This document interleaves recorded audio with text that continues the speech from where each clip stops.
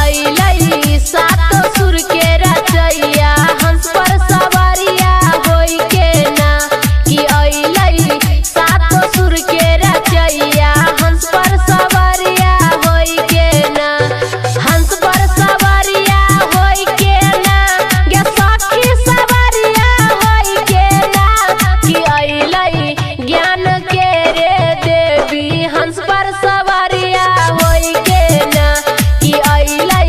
सातो सुर के रचैया हंस पे सवारिया होई के ना कि अइलै सातो सुर के रचैया हंस पे सवारिया होई के ना। अभी आप सुन रहे हैं आदिदेव म्यूजिक की शानदार प्रस्तुति। की होई छै सौसे गाँव में पूजन माई के गाबै सबे भजन गे सखिया गाबै सब भजन की होई छै सौसे गाँव में पूजन माई के गाबै सबे भजन गे सखिया गाबै सब भजन कि अइलै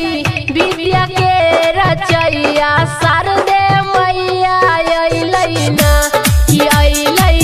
विद्या के रचैया सरस्वती मैया अइलै ना सरस्वती मैया अइलै ना कि अइलै विद्या के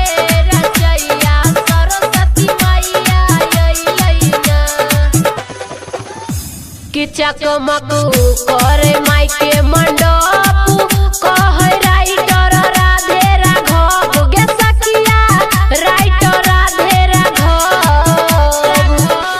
कि चकमक करो माई के मंडप कहे राइटर राधे राघव गे सखिया राइटर राधे राघव कि सीता